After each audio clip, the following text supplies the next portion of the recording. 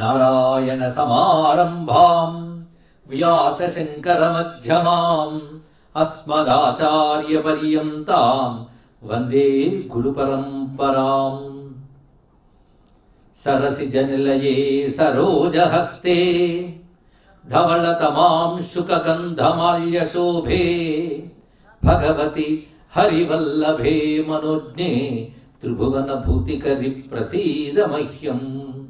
మాతర్నమామి కమలే కమలాయతాక్షి శ్రీ విష్ణుహృత్కమలవాసిని విశ్వమాతః క్షీరోదజే కమల కోమల గర్భగౌరి లక్ష్మి ప్రసీద సతతం నమతాం శరణ్యే.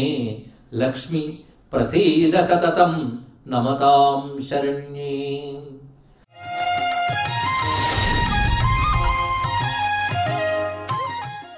నారాయణ ఎవరి దగ్గర హరి ఉంటాడో అక్కడ సిరి ఉంటుంది అని చెప్పారు. దీనికి మనం గజేంద్ర మోక్ష ఘట్టంలో గజేంద్రుడు ఎవరు ప్రార్థించాడండి? నారాయణుడు ప్రార్థించాడు. ఇక్కడ నారాయణ రక్ష అన్నాడు. సృష్టి స్థితి లయలు ఎవరి వల్ల జరుగుతున్నాయో ఈశ్వరుని శరణంబు వేడిద అనగానే ఆయన బయలుదేరి వచ్చేసాడు. ఎలా వచ్చాడో అందరికీ తెలుసు.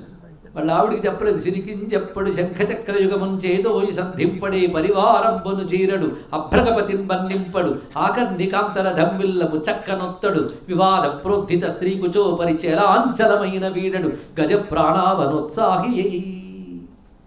ఆ ఏనుగును రక్షించాలని తహతహతో అటు లక్ష్మీదేవికి చెప్పలేదు. పోనీ వెళుతున్నారు కదా అని చక్కగా సవరించుకోలేదు. ఆ శంఖచక్రాలు చేత్తో పట్టుకుందామని ప్రయత్నము చేయలేదు. తనంతా తాను బయలుదేరి వచ్చేసాడు. ఇక్కడ ఆయనకన్నా చెప్పకుండా వెంట అలవాటేలేండి. తిరిగి ఆయన వచ్చి చెప్తాడులేని ఆవిడ ఊరుకోలేదు. ఆయన వెళితే ఆయన వెంట ఆవిడ వెళ్ళిపోయిందండి. ఇది ఎంత ఆశ్చర్యమయ్యా అన్నాడు. ఇక్కడ ఎలా వెళ్ళిపోయిందంటే తన వెంట సిరి లచ్చి వెంట అవరోధ వ్రాతమున్ వాని వెంకను పక్షీంద్రుడు వాని పొంతను ధను కౌమోదకి శంఖచక్రని కాయంబును నారదుండు ధ్వజనీకాంతుడు మొత్తానికి వైకుంఠమున గల ఆబాల గోపాలము. మొత్తం వైకుంఠం కది వచ్చింది ఆయన వెంట. మొట్టమొదటి ఆయన కదలగానే కదిలింది ఎవరు? తన వెంట సిరి. ఆ గజేంద్రుడు ఎవరు పిలిచాడండి? హరి అన్నాడు. హరే బయలుదేరాడు. గురి సిరి కూడా వచ్చేసింది. ఇక్కడ దీపం తెచ్చుకొస్తే వెలుగు రాదా? హరి కదిలితే సిరి రాదా? అదే సిరి అని పిలిచాడు అనుకోండి, అని పిలుస్తున్నాడు ఇప్పుడు వస్తాను నారాయణ అని ఇలా వచ్చి అలా మళ్ళీ వెళ్ళిపోతుంది. మళ్ళీ దరిద్రమే. కనుక హరిని పట్టుకున్న వాడికి సిరి అంటే ఈశ్వరునిపై భక్తి కలిగిన వాడికి ఐశ్వర్యం ఎప్పుడు ఉంటుంది. ఆవిడే చెప్తుంది నారాయణ భక్తుల పట్ల నాకు అవ్యాజమైన కారుణ్యం ఉంది అని తెలుస్తుంది. ఇక్కడ అందుకే చంచలా చెప్పాలని ఎందుకన్నారో తెలుసా? ఐశ్వర్యాలు సంపదలు స్థిరంగా ఉండవు. భగవంతుడు స్థిరంగా మనసులో పెట్టుకో, సర్వైశ్వర్యాలు అక్కడ ఉంటాయి అనే విషయం ఉన్నది. కనుక ఈశ్వరుని విడిచిపెట్టనటువంటి ఆ మహాలక్ష్మి ఎవడికి ఈశ్వర భక్తి ఉంటుందో వాడి దగ్గర ఉంటుంది. తెలిసింది కదా. అయితే పుణ్యం కొద్ది ఐశ్వర్యాలు వచ్చినప్పుడు భగవంతుడు ఎవడండి అని ప్రశ్నిస్తాడు. కాలో చెయ్య దెబ్బతిన్నప్పుడు వైద్యులు చేతులు ఎత్తేసినప్పుడు ఏమాత్రం చేస్తే పరిస్తుందండి, ఏ గుడికి వెళ్తే బెటర్ అంటే అంటారు ఇక్కడ. అందుకే అన్ని అమరుని వాడు అలా ప్రశ్నలు వేస్తుంటాడు. అది ఒకటి దరిద్రం కూడా వరమేనండి. దైవాన్ని గుర్తు చేసే దరిద్రం సంపద, దైవాన్ని మరిపించే ఐశ్వర్యం దరిద్రం. జాగ్రత్తగా అదే విపత్ విస్మరణం విష్ణు సంపన్నారాయణ స్మృతి అంటాడు వ్యాసదేవుడు. విపత్తు అంటే విష్ణువుని విస్మరించడం, సంపద అంటే నారాయణని స్మరించడం. స్మరణ అంటే ఇంకో అర్థం చెప్పుకున్నాం, గుర్తు, జ్ఞాపకం. నారాయణని జ్ఞాపకం పెట్టుకోవాలి. ఎన్ని మర్చిపోయినా పర్వాలేదండి. కొందరు 99 ఏళ్ళైనా చిన్నప్పుడు ఎవడు కొట్టాడు గుర్తుంటుంది. పనికి మాది స్మరణ ఎందుకు చెప్పండి. ఇక్కడ అది వాసనాప్రాయంగా ఉండి వచ్చే జన్మలు వీళ్ళిద్దరు భయంకర శత్రువులు అవుతారు. ఎందుకు దిక్కుమాల స్మరణలు? స్మరణ ఎవరిని ఉండాలి? సంపన్నారాయణ స్మృతి అన్నారు ఇక్కడ. కనుక నారాయణ స్మరణే సంపద. నువ్వు నిత్యం నారాయణ స్మరణ ఉందా నీకు? అయితే నువ్వు సంపన్నుడు పో. అప్పుడప్పుడు గుర్తొస్తాడంటే నువ్వు ఎక్కువ దరిద్రుడు వెళ్తున్నావు. ఎప్పుడు గుర్తున్నాడంటే పూర్ణ దరిద్ర అన్నారు.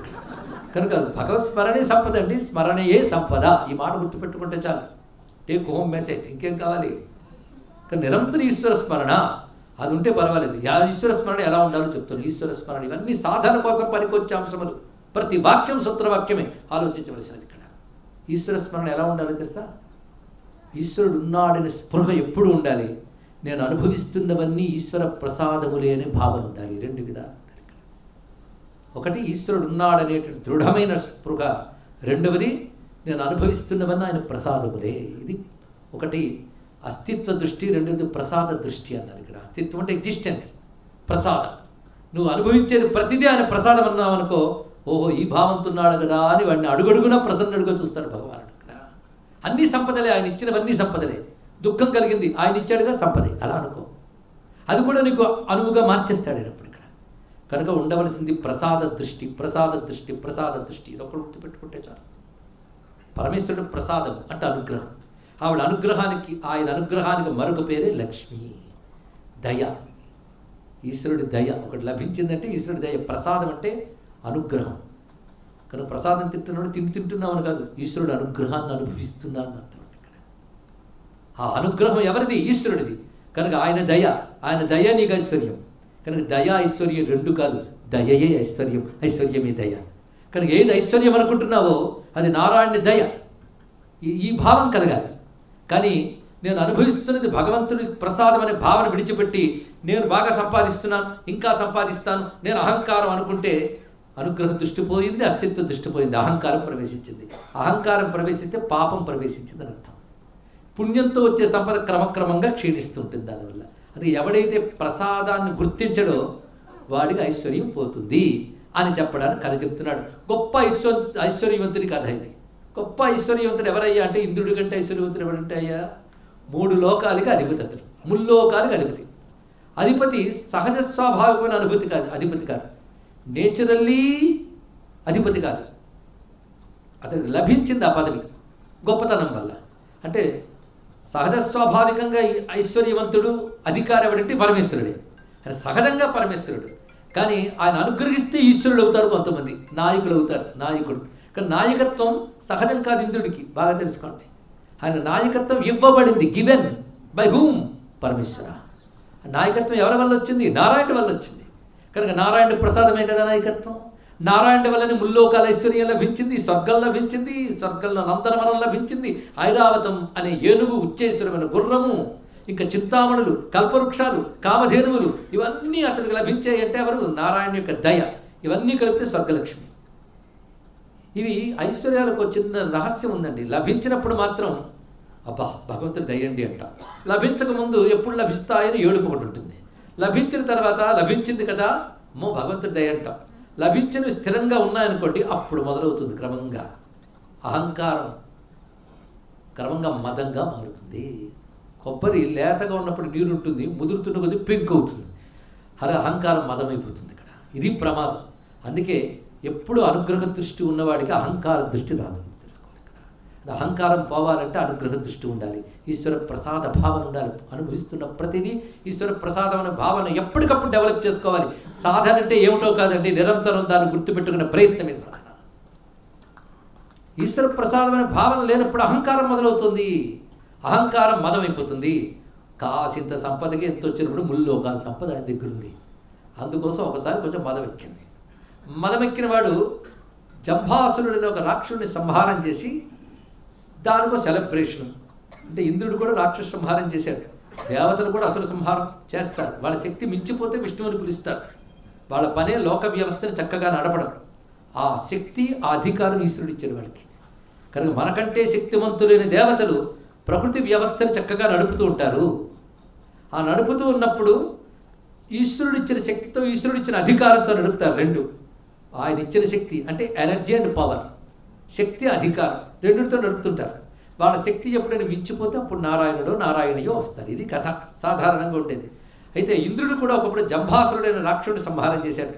చేసిన తర్వాత ఏదైనా జరిగితే విక్టరీ ఉంటుంది కదండి, సెలబ్రేషన్స్, సక్సెస్ సెలబ్రేషన్స్. వెంటనే ఆయన ఐరావతం మీద వెళ్ళి ఊరేగుతున్నాడు. ఆయనకు ఇటు అటు అప్సరసులు, గంధర్వులు ఇత్యాది దేవగణం అంతా పరుచుకుంటున్నారు. చుట్టూ మంది మార్బలం, అంతులేని సంపద. ఈ మధ్య విజయం వచ్చింది. మరి ఇన్నున్నాక అహంకారం రాకుండా ఉంటుందండి? ఒక్కటి ఉంటే చాలు దేనికైనా. ఏకైకమప్యనర్థాయ.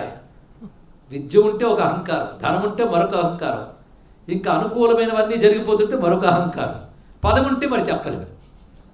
అన్నీ కలిసి ఉన్నాయి ఆయన దగ్గర. ప్రతి కథ నుంచి పాఠం నేర్చుకోవాలి. అందుకని ఇంద్రుడు కదా, ఇంద్రుడే అలా ఉన్నప్పుడు అని కాదు, ఇంద్రుడే అలా ఉన్నప్పుడు అలా జరిగింది కదా, నేను జాగ్రత్తగా ఉంటాను తెలుసుకోవాలి. మొత్తానికి ఇంద్రుడు అలా వెళుతూ ఉన్నాడండి. వెళుతూ ఉన్నప్పుడు ఆ త్రోవలో ఎదురుపడ్డాడు దూర్వాస మహర్షి. ఈయన గారిని తలంచుకుని నమస్కారం చేసుకోవాలి. మన పురాణాలను తెలియకపోయినా కొన్ని మాత్రం బాగా తెలుసు. దుర్వాసన అంటే కోపిష్టి, ఇలాంటివి మాత్రం బాగా తెలుసు. అసలు పురాణాలు తెలియవు. పోనీ అవైనా తెలుసు, సంతోషం. దుర్వాసుడు భగవంతుని యొక్క శక్తి, రుద్రావతారం. నిజానికి మనల్ని బాగు చేయడానికి మహర్షి ఉంటాడు. అలా ఇంద్రుడు అలా ఊరేగుతుంటే ఆయన త్రోవలో కనిపెట్టాడండి. చూశాడు ఆయన. ఈ అత్యద్భుతమైన ఘట్టం అన్ని పురాణాల్లో ఉంది. అయితే శివ పురాణాల్లో శివ ప్రధానంగా కనబడుతుంది, శక్తి పురాణాల్లో శక్తి ప్రధానంగా కనబడుతుంది, విష్ణు పురాణాల్లో విష్ణు ప్రధానంగా కనబడుతుంది. కానీ ఈ కథ అన్నింటిలో ప్రధానమే. తెలిసిందేలేండి అని అనుకుంటాం, కానీ తెలుసుకోవలసి ఉంటుందండి అని తెలుసుకోవాలి ఇక్కడ. అప్పుడు దుర్వాసుల వారు వస్తున్నారు. ఆహా, గొప్ప విజయం సాధించాడు. విజయం దేనికోసం? లోకక్షేమం కోసం. ఇతని సంపదలన్నీ పట్టుకుని చక్కగా నడుపుతున్న దేనికోసం? లోకక్షేమం కోసం. ఇంత మంచి పని చేస్తున్నాడు కనుక ఈయనకి ఒక మంచిది ఏదైనా ఇవ్వాలనుకున్నాడు. ఒక ఋషి, ఒక గురువు సంతోషిస్తే ఇచ్చేది ప్రసాదమో ఫలమో, అంతే కదండి, ఇంకేమిస్తారు వాళ్ళు. అందుకే అప్పుడే నారాయణ్ణి పూజ చేసి నారాయణ్ణి పాదపద్మాల వద్ద ఉన్నటువంటి ఒక మాలికని తీసుకొచ్చాడు దూర్వాసులు గారు. చేత్తో పట్టుకున్నాడు. ఇంత విజయం సాధించాడు కనుక ఇంద్రుడికి ఇద్దామని ఇంద్రుడికి ఇచ్చాడు. ఆయన అసలే మత్తతతో ఉన్నాడు. మదం అంటే మైమరపు అని అర్థం. ఇక్కడ మంచి మాటనండి మైమరపు అంటే తన ఒళ్ళే తాను మర్చిపోయాడని. ఈ మైమరపు అనేక రకాలుగా తెచ్చుకోవచ్చు, నేను చెప్పక్కర్లేదు. మైమరపు తెచ్చుకోవడం కోసం ఎవరు ప్రయత్నాలు వాడు చేస్తుంటారు, ఫ్రిడ్జుల్లో ఉంచుకుని. మరి పూర్వం వాటికంటే ఒక చోటు ఉండేది, ఇప్పుడు ఇళ్లలోనే తండ్రి కొడుకులు కలిసే. ఇది మైమరపు ప్రయత్నాలు, వాటిని తమోగుణం అంటారు ఇక్కడ. అలాగే ధనం ఉందని మైమరపు, వాడు అసలు సిచ్యువేషన్ మర్చిపోతాడు. నిన్న వరకు లేదు ఇవాళ రాగానే అప్పుడే ఒళ్ళు మర్చిపోతాడు, ఇల్లు మర్చిపోతాడు, చుట్టూ వాళ్ళని మర్చిపోతాడు. పెద్ద లేదు చిన్న లేదు, అదొక మైమరపు. ఇంకొక మైమరపు ఉందండి, భగవంతుడిని తలుచుకుంటే ప్రపంచాన్ని విస్మరించడం. ఆ మైమరపు ఆ పార్వతి ఉందే, మదభూమిత రక్తాక్షి మదపాటల గండభూ. అక్కడ మద శబ్దానికి అంత గొప్ప అర్థం ఉంది. ఆ పారవశ్యం వేరు, ఆ మైమరపు చాలా గొప్పది ఇక్కడ. కానీ ఈ మైమరపులు ఉన్నాయి ఇప్పుడు. ఒకటి పదవి అహంకారం, ఇంకొకటి విజయ అహంకారం, ఐశ్వర్య అహంకారం. ఇన్ని రాగానే ఆ మైమరపుతో ప్రసాదం చూశాడు. ప్రసాదం ఏమైనా తలతలలాడిపోతుంటుందండి. ఆ కుంకుమ పసుపు ఇవన్నీ అంటుంటాయి. ఇలాంటివి నా దగ్గర ఎన్ని ఉన్నాయో అని అందరి మనలో, ఇది ఆఫ్టర్ ఆల్ అని పక్కన పెట్టాడు. ఆ పక్కన పెట్టిన వెంటనే అది కూడా ఎక్కడ పెట్టాడు? ఏనుగు మీద ఉన్నాడు, ఏనుగు నెత్తి మీద పెట్టాడు. దాని నెత్తి మీద పెట్టగానే దానికి ఇదివరకు కంటే బలం వచ్చిందిట. విష్ణు ప్రసాదం తాకగానే ఆ బలంతో ఆయన వల్ల బలం వచ్చింది మర్చిపోయి బలం మదమై తొండంతో తీసి కింద వేసి కాలుతో తొక్కి వెళ్ళిపోయింది. అది చూడగానే దుర్వాసుల మనసు కలుక్కుమంది. మహాత్ముల మనసు బాధపడితే శాపం అవుతుంది తెలుసుకోండి. ఇక్కడ వాడు కోపం ఉండదు. అయితే వాళ్ళు బాధ స్వార్థంతో బాధపడరు, ధర్మం దెబ్బతిందని బాధపడతారు. అది శాపం అవుతుంది. శాపం అంటే ఏంటి తెలుసుకోండి. ఇక్కడ ధర్మం దెబ్బతింది అని బాధ కలిగిన దుర్వాసుడికి. పైగా దేవతలను కూడా శాసించే శక్తి ఋషులకు ఉన్నది. ఇది గొప్ప విషయం. ఇక్కడ మనం దేవతలు విశ్వాన్ని శాసిస్తున్నారంటాం, దేవతను కూడా శాసించగలిగే శక్తి ఋషులకు ఉంది కనుకనే మన ఋషులకు ఎప్పుడు నమస్కారం చేసుకోవాలి. శ్రీ దుర్వాసాయ నమో నమః. ఆయన ఒక్కసారి చూసి ఎంత దుర్మార్గమయ్యనిది, ప్రసాద నిర్లక్ష్యం. నువ్వు చేసిన పాపం పేరేమిటి? ప్రసాద నిర్లక్ష్యం. ఎప్పుడైనా భగవంతుడి నుంచి వచ్చే దాని యందు నిర్లక్ష్యం కూడదు. అది ఎంతకు దించేస్తుందో చూడండి.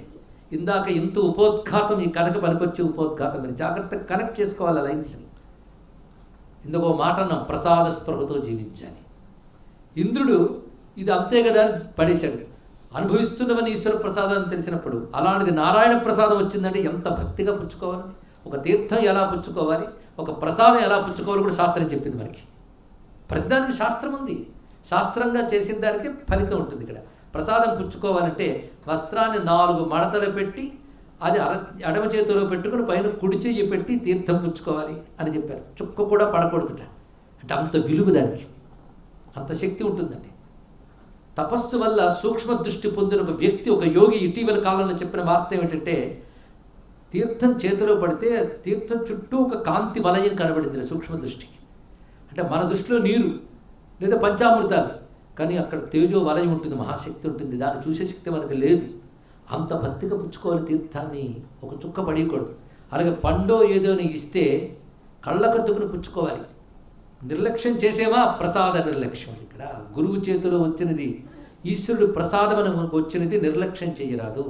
వెంటనే స్వీకరించాలి. వెంటనే స్వీకరించే అనుకూలత లేనప్పుడు శ్రద్ధగా పుచ్చుకుని ఒక దగ్గర భద్రపరుచుకుని సరైన సమయంలో స్వీకరించాలని చెప్పారు. ఇది ప్రసాద స్వీకార నియమం, తీర్థ స్వీకార నియమం. పైగా తీర్థం పుచ్చుకుంటే ఎంత పుణ్యమో, ఒక్క చుక్క నీటి నేల మీద పడితే 8 రెట్ల పాపము శాస్త్రం. అటువంటి భావన ఉండాలండి. మామూలు నీరైతే బాటిల్స్ తాగొచ్చు. అక్కడ ఆ 3 మార్లు ముమ్మార్లు పుచ్చుకుంటున్నాం. ఏమిటయ్యా అంటే అకాల మృత్యుహరణం, సర్వవ్యాధి నివారణం, సమస్త పాపక్షయకరం. 3ంటికి 3 మార్లుట. అకాల మృత్యువుని పోగొడుతున్నది, సర్వవ్యాధుల్ని పోగొడుతున్నది, దాని తర్వాత పాప నివారణ. ఇంకేం కావాలి? అది తీర్థ మహిమండి. అది ఈశ్వర తీర్థం పుచ్చుకుంటూ ఈశ్వర ప్రసాదం పుచ్చుకునేవాడి జీవితమే జీవితం. అంటే తినేది ఈశ్వరుడికి నివేదించి తినేవాడి జీవితమే జీవితం అర్థం అనుకుంటు కాదు. ఇక్కడ అంత అద్భుతమైన ఒక జీవన విధానాన్ని భారతీయ సంస్కృతి ఏర్పరిచింది. అందుకే పదార్థం తినకయ్యా ప్రసాదం తిని చెప్పాను. పదార్థం ప్రసాదం ఎప్పుడవుతుంది? ఈశ్వరుడికి నివేదించినప్పుడు అవుతుంది. ఇక్కడ స్వామి ఇదంతా నీ దయ అనడమే నివేదన. నివేదన అంటే రిపోర్ట్. ఈశ్వరుడికి ఏమి నివేదిస్తున్నావు? నేను అనుభవిస్తున్నవన్నీ నీ దయస్వామి అనే భావన పదార్థాన్ని ప్రసాదం చేసింది. ప్రసాదం తింటే నీ మనసుకు ప్రసన్నత లభిస్తుంది.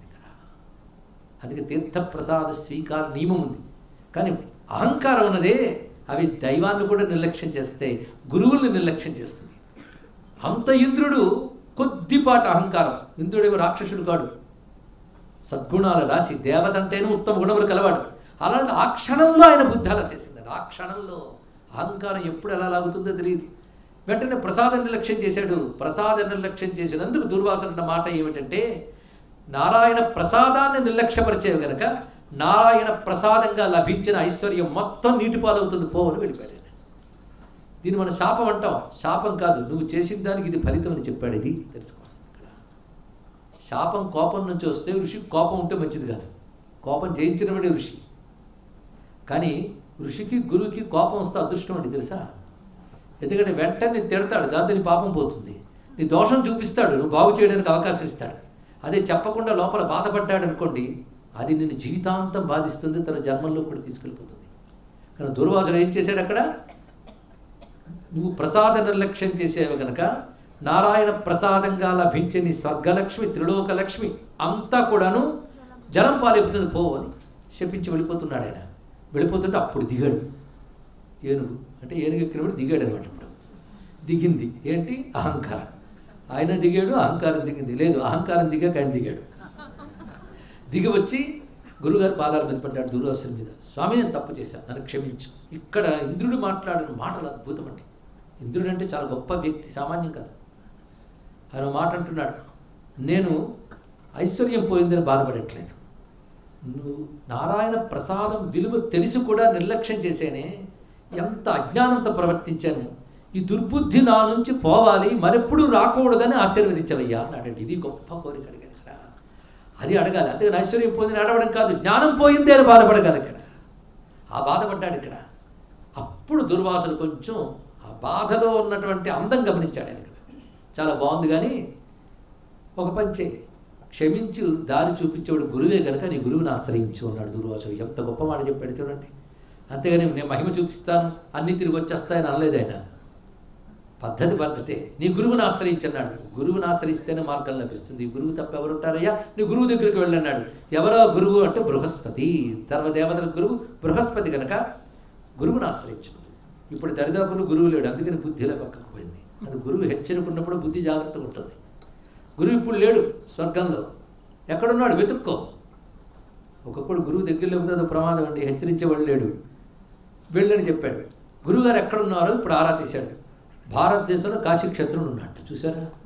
అంటే దేవతలైనా ఋషులైనా బాగుపడాలంటే భూమికి రావాలి, అందులో భారతదేశానికే రావాలి, మన క్షేత్రానికే రావాలి. తరించాలంటే మన మార్గం లేదు. ఎందుకంటే అవి భోగభూములు, కర్మభూములు. ఇది సాధన చేసి తరించాలంటే ఇక్కడికే రావాలి. భోగాలు అనుభవించాలంటే అక్కడ. అది భోగాలు అనుభవించడానికే, నాట్ ఫర్ కర్మ, not for yoga. It is only for భోగ. భోగం కోసం అవి, యోగం కోసం ఇది. ఈ భూమి యోగానికి, అందున భారతదేశం యోగ భూమి, కర్మభూమి, వేదభూమి, ధర్మభూమి, సనాతన ధర్మభూమి. దీనికి ప్రాణం సనాతన ధర్మం, దీనికి ప్రాణం సనాతన ధర్మానికి ఆధారమైన క్షేత్రాలు, తీర్థాలు. అందుకే అగస్త్యుడు మన బృహస్పతి అంతని వాడు వచ్చి కాశీలో తపస్సు చేసుకుంటున్నాడు. ఇప్పుడు ఇంద్రుడు పరిగెత్తుకొచ్చాడు గురువుగారి కోసం. స్వర్గం నుంచి వచ్చి ఆయన పాదాల మీద పడి, స్వామి నా వల్ల దోషం జరిగింది ఒప్పుకున్నాడు. గురువు దగ్గర తప్పుని సంపూర్ణంగా ఒప్పుకొని వల ఏడ్చి పాదాల మీద పడితేనే తరణ ఉపాయం. గురువు దగ్గర కపటం కూడదు. ఎప్పుడైతే బృహస్పతి పాదాలు పట్టుకున్నాడో వెంటనే ఇంద్రుడిని, పైగా ఆయనకు బాధ్యత ఉంది దేవగురువు కనుక, నాయన మనం కలిసి బ్రహ్మదేవుడి దగ్గరికి వెళ్తాం. సృష్టిలో ఒక నియమం ఉంది. ఏమిటంటే లోకంలో ఏ ప్రమాదం ఏర్పడినా దేవతలే సవరిస్తారు. వాళ్ళ చెయ్యి దాటిపోతే బ్రహ్మదేవుడి దగ్గరికి వెళ్తారు.